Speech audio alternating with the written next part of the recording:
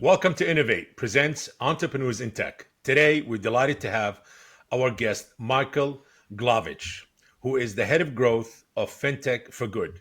Love the name, by the way. Michael, thank you for joining us today. Could you please introduce yourself and provide us with a little bit of insights on your tech background and expertise, please? Okay, so I'm Michael Glavich.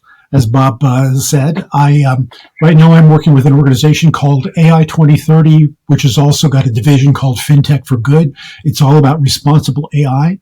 As everybody knows right now, AI is the darling technology of the world right now. You know, 7 years ago it was blockchain. And at that point in time, I was working with Don Tapscott at the Blockchain Research Institute, and I still am to this day. But as I keep working, I keep looking at all the various technologies and trying to figure out what's next and where is it going from here. So blockchain was the darling back then. Cryptocurrency sort of crippled it just a little bit, but it came back. AI right now, as I said, is the media darling. What's going to be happening in the future is all about smart cities, and I call them cognitive infrastructures. And they're going to be the bringing together of all the emerging technologies, all of AI, the blockchain as the database, and IoT and AR/VR and all those other technologies will all come together to create this way of thinking around how technologies will make life better for all of us. Would you say also it's the future when all of these kind of technologies or these separate, I wouldn't say separate technology, but different ones come together? Yes. Would you say the way we're going to also communicate?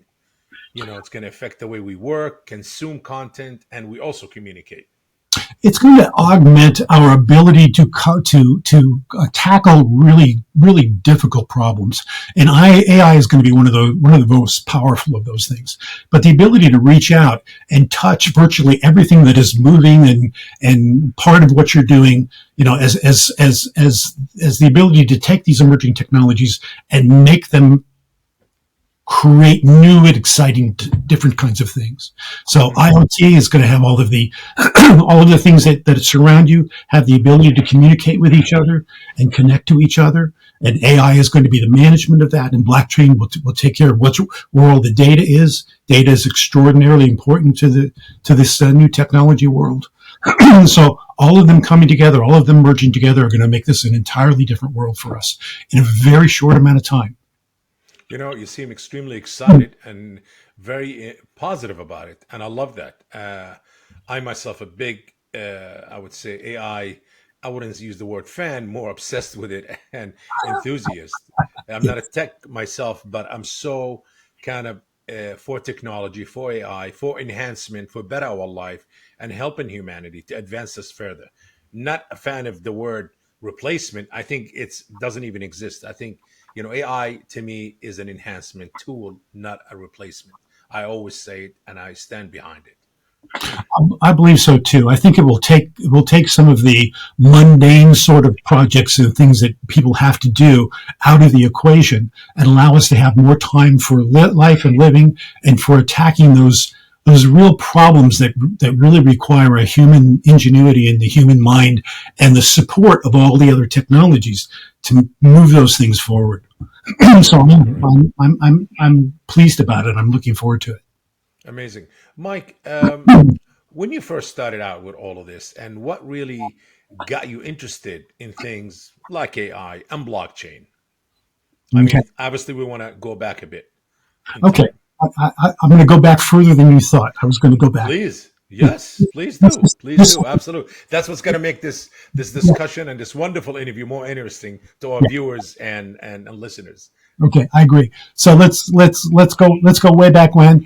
The reason that I get into new things all of the time and change, and I'm always moving forward, is because every year to 2.5 years of my life, I moved to a different part of the world. My folks were in the Mm, military, and he was the fix-it guy for the big Air Force base bases.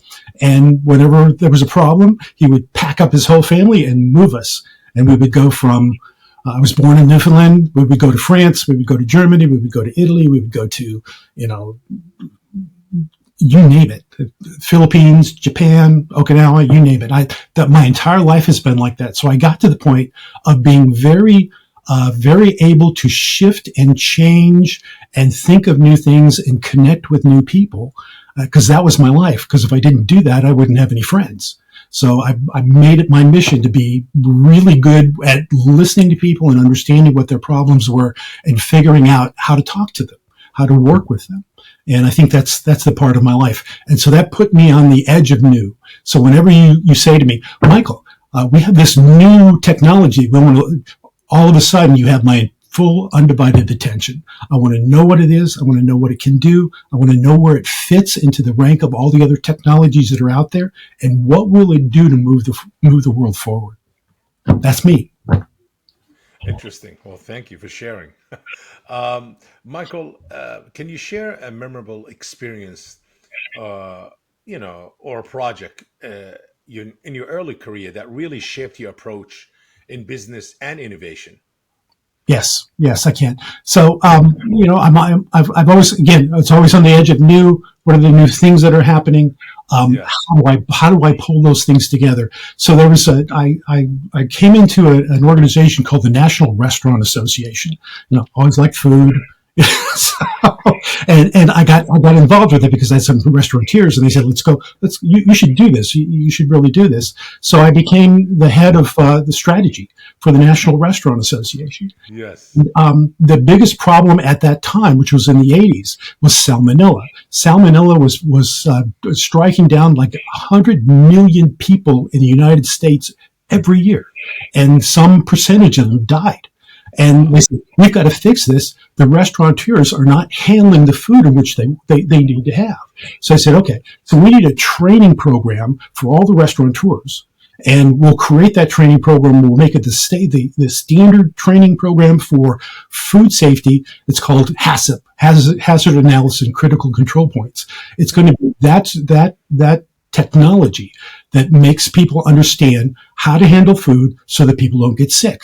And it worked. And the training program became the stable program for the entire world. All of the restaurants around the world are using ServSafe now, created in the United States by people who really understood food and managed and marketed by the National Restaurant Association. And I was a huge part of it. And that gave me the idea of, all right, so you figure out what the problem is, you pull all of the different people together to help you understand what that is, and then you create a solution for it. And that solution will have some level of technology, it will have some level of how to network with us and to move it forward for a solution. Mm-hmm. Talking about the National Restaurant Association, Education Foundation. Yes. Yes. And what some of the key lessons that you learned during that time when you were involved with the National Restaurant Association? You really have to. And this again is part of the core of my life. You really have to listen to people. You really have to understand what it is that their problems are, what their challenges are, how they feel about things, what it is that they want to achieve in their lives, and how do you take the answers to those questions and help connect them into the things that are going to make them get excited about what it is that they do. And once you get to that point, people will move mountains. They'll just move mountains. And this entire thing with ServSafe was a movement around the world. And, every nation in the world came forward with this and said, we've got people dying of all different kinds of foodborne illnesses. Got to stop it. And we could. We figured out how to do that.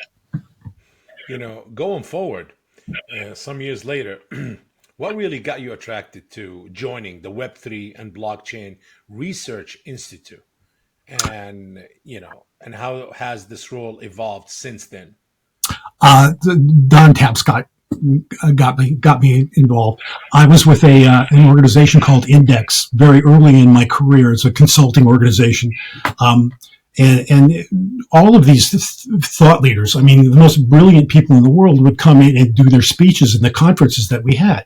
And my job was to get sponsors for the events and the activities and, help them with the advisory services and those kinds of things. And I got to sit down and talk with these brilliant brilliant people, Clayton Christensen and Don Tapscott and Tom Davenport, all of these brilliant people. And I would just sit there in awe of them because I was not nearly as smart as they are, but I could talk to them in such a way that I understood what they wanted and what they needed, how to get to help them in what it was that they were achieving. And Don Tapscott just stayed in my mind no matter what. There was a point in time when he reached out to me and he said, "Michael, can you come be, the business development person for all of the projects that we're doing?"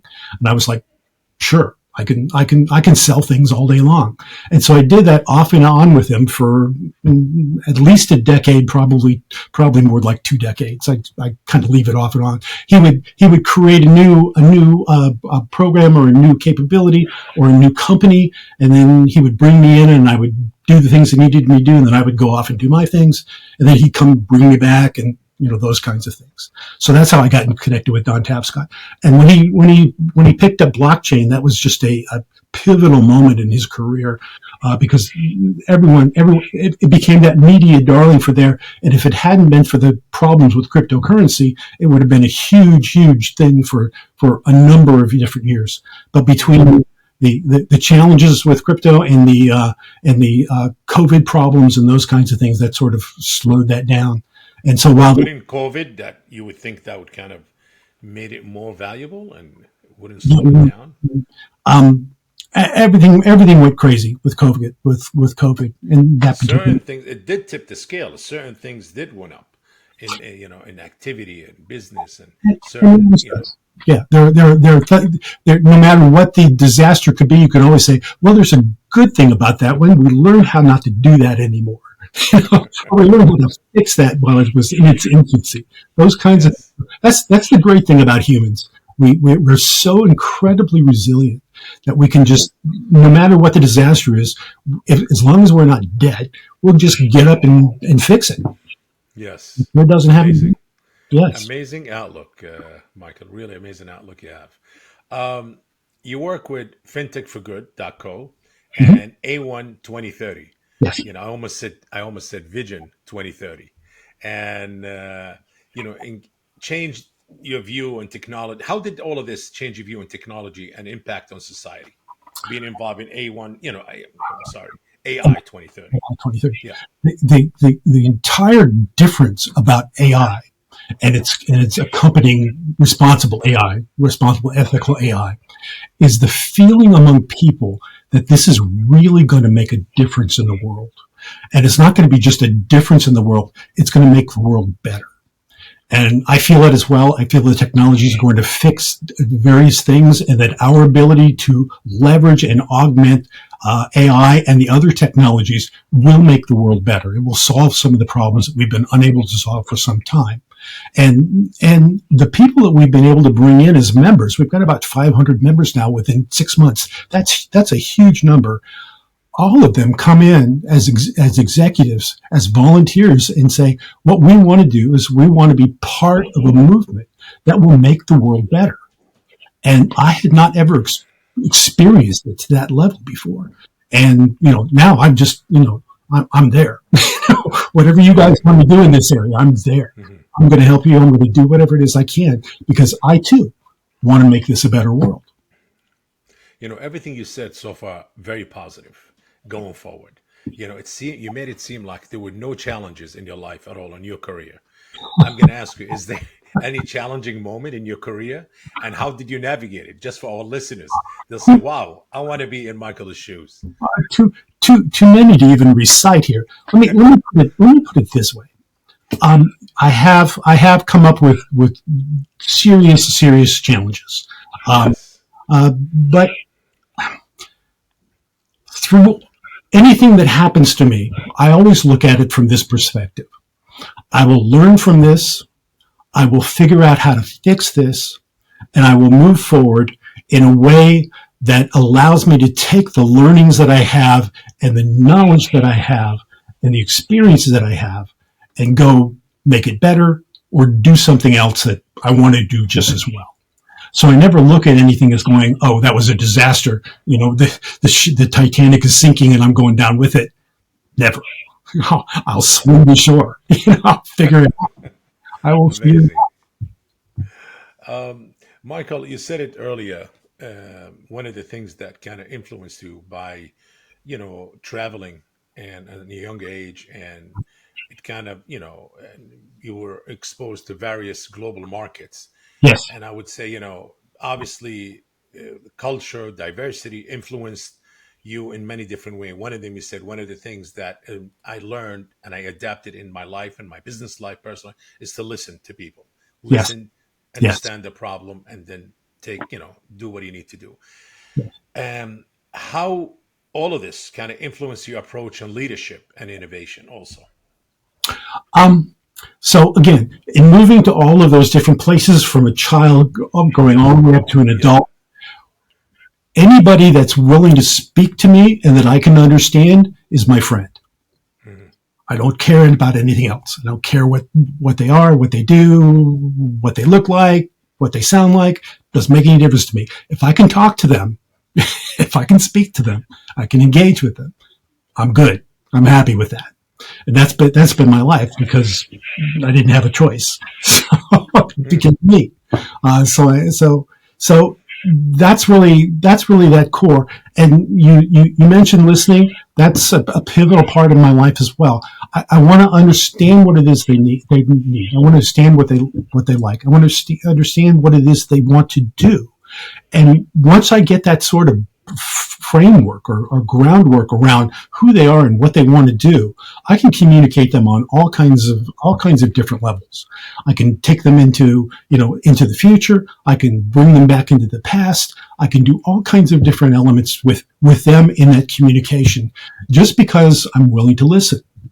And once they feel like this guy's listening to me, he has some level of understanding of what I'm talking about, even if I'm from a different planet. You know, he's listening to me. And that makes all the difference in the world. I think human beings just crave that feeling of, will this person try to be understanding of what I'm going with and what I'm dealing with? Yes. And if you can do that, anybody is your friend. Amazing. Michael, can you share some of the or few of the smart cities innovatives that you worked on, Sure. or the ones your favorite? Should we say your favorite, or maybe all the favorites? Well, all right. So my favorite is Neon. Neon, it's the autonomous group is working on that. And it's an extraordinary adventure. I mean, it's the first and the largest of all of them in Riyadh, Saudi Arabia place. Yes. And what was really interesting with that is that they moved so very quickly. They had a lot of money to spend, but they moved so very quickly, and they took all of the technologies that existed, and began to use them and began to put them together in a network sort of fashion, so that the things began to work. Because when you're talking about like a smart city, what you're talking about is smart buildings and smart infrastructure and smart energy and you put smart in front of every little element of what it is that you're trying to do, and you use the technologies that are capable to make those different pieces smart, and then you begin to pull them together. You begin to network them together, and that was just an extraordinary experience for me. The folks that I was working with there, the autonomous group, was an extraordinary experience. And what I came to believe is that nothing is impossible. There's just nothing that's impossible, except when the investors come back and say, this is going to cost us $17 trillion. And all of a sudden the bottom fell out of Neon, but it came back again. And it's not going to cost $17 trillion. At the end of the launch of this thing, it might have come up to something like that, but it's always going to be a piece here and a piece there and a network here, and pulling these different elements together. And there'll be costs, but there'll be revenue coming in at the same time, and efficiencies and cost savings and new ideas. So all of those things will work. And I almost hate calling them smart cities, because that's sort of like a buzzword. It really is a cognitive infrastructure. And when you think about what these things are going to be able to do, begin to think that in terms of anything can be a cognitive infrastructure. Take healthcare. Yes. Healthcare has got so many different problems, and in this country, it's a Big time. complete utter mess. Big time. Um, Yes. but what needs to happen is that you begin pulling together an infrastructure of buildings and capabilities and people and medical technologies, etc., and you connect them all into this cognitive infrastructure. And that's what's going to be able to keep people alive and have better lives as they get older and older and older. I've got a grandmother, a mother-in-law now, who's 94 years old.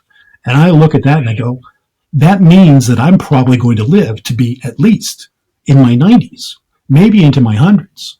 Absolutely. I would rather that life be, worth living and not Yes. sitting waiting to die. And the way that's going to work is to have cognitive infrastructures to work and support and help me and the loved ones and all the different people around me to live a life that is in comfort. And that's going to happen.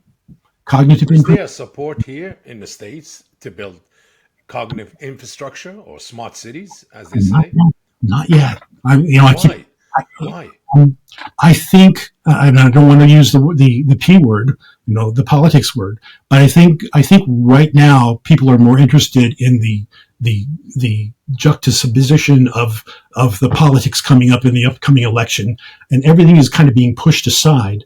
And I really wish that wouldn't happen, because I think that things like this are more important than really just about anything else, including. We should separate tech Yeah, from everything else, because it absolutely. cannot always, everything we do, it depends on this. Or if it goes this way, then we can do that. Tech should be got nothing to do, like A has nothing to do with B or C. Nothing. Can't help it. Zero. Technology should be on its own. This is for us as humans, humanity, better our life, advances, help us, make us reach goals faster and newer goals. Our I, education system, that's also crumbling. I think it'll be That one needs of the, help. yeah. I think AI will be one of the things that changes that kind of area, because I think many of the things that we struggle with today, and government is one of them, can be augmented by artificial intelligence. That's going to be something. I won't get involved in that with Mhm. this conversation, but I think it's going to change things completely in a lot of different ways. I know we talked a bit about it earlier in the conversation about, healthcare, but Mhm. what about how do you envision the future for digital health technologies? Evolving over the next decade, let's say. I think the sky is the limit. I think everything that we're looking at, just as when you're looking at an organization or a factory, and you're going to say AI technologies will fit in everything. The supply chain, the human resources, the strategy, the operations, the marketing, everything will have Hmm. some element of AI to it. Healthcare is going to be exactly the same way. They're going to take a look at the body and how you function and how you think and how you live your life, and what is your surroundings, and all of those types of things will all have AI elements, and the other technologies as well. IoT will be a very, very big, huge part of those. AR, VR, the ability to see things in different sorts of ways.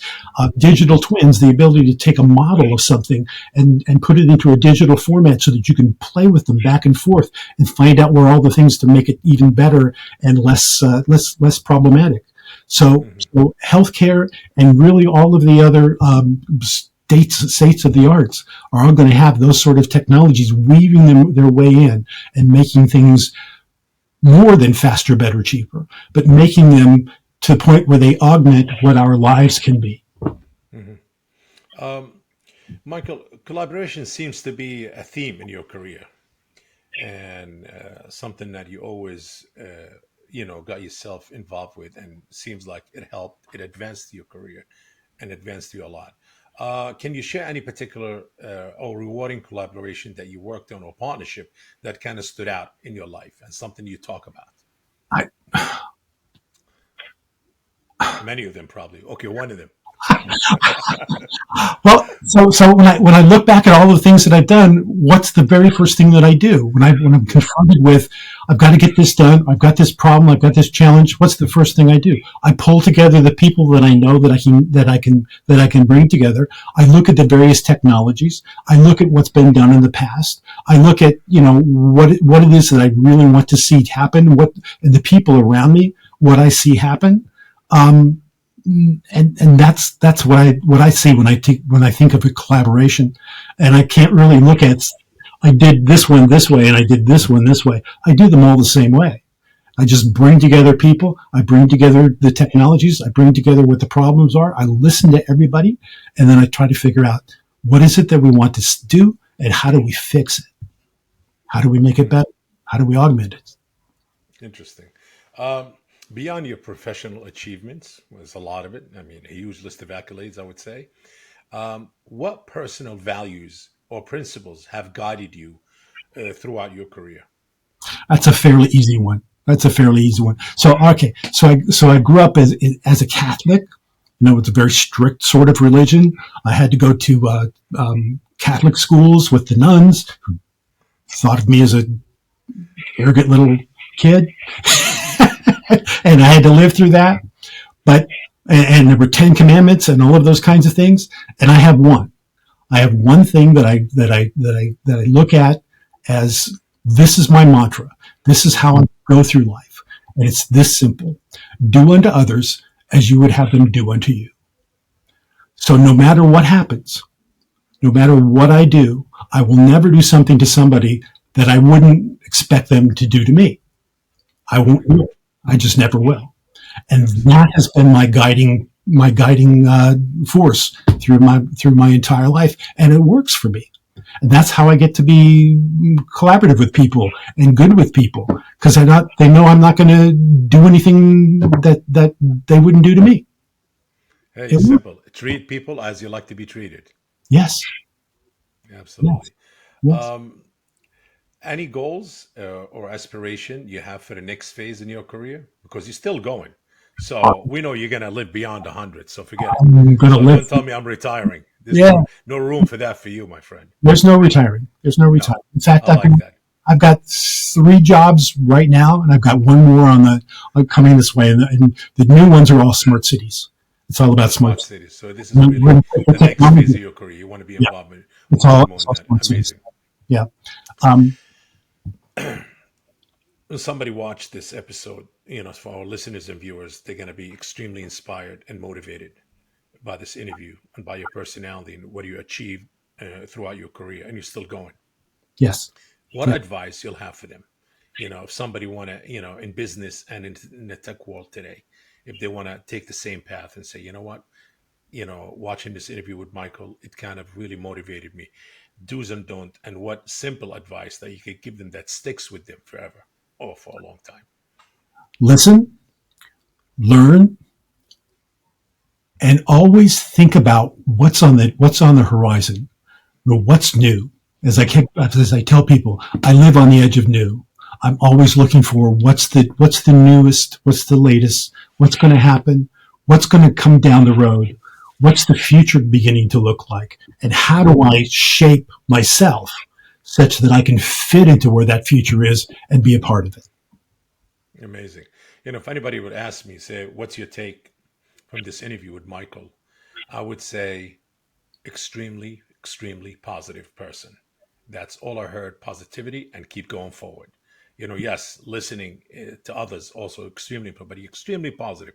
Every word you said, I couldn't find anything kind of, not even the word negative, not even kind of little bit, nothing, everything positive. You fall down, you get up and you continue. Whatever it is, you learn from your mistakes and you make things better. That is me. You've just Yes. said that's me. Michael, definitely. It was a pleasure having you on today. Really enjoyed it very much. And I'm sure our listeners and viewers are going to find it extremely insightful and really enjoy everything you said. I want to thank you for joining us and on Innovate Presents Entrepreneurs in Tech. And you do fit the bill of entrepreneur in tech. That is definitely you. And that's why, I carefully choose the guests that come in on that show here with us. We welcome everybody, obviously. Uh, Please be sure to connect with us on social media. Until next time, keep innovating and stay curious. I always say, stay curious. Thank you Thanks so much. and enjoy. Enjoy too. Bye bye. If you enjoyed today's episode, make sure to share. Innovate presents Entrepreneurs in Tech podcast. And if you're joining us on YouTube, please like this video and subscribe to the channel. Until next time.